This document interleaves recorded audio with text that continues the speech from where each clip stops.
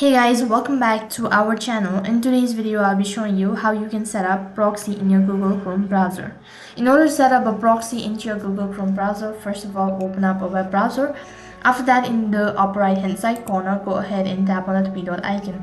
From the drop down menu, click on settings. After that, it's going to take you to the settings page.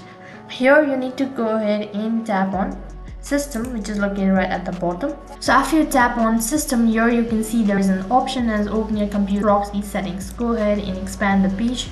So basically you need to set up a proxy script. So go ahead and click on set up proxy.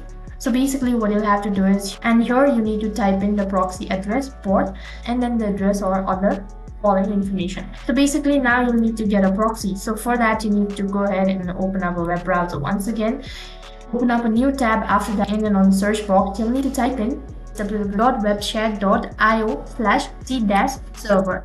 Don't worry about the link, I'll make sure to drop it on the description box below.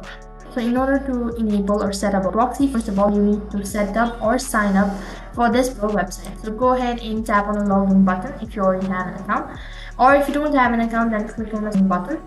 Now entering your information. So after you're done creating an account, here you go that you've successfully signed up, and here you'll be able to find all of the information.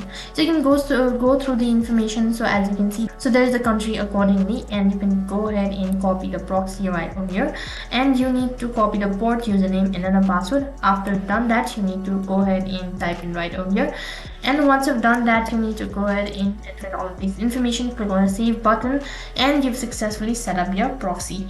So that is basically how you can set up a proxy into your Google Chrome browser. That is all for this video.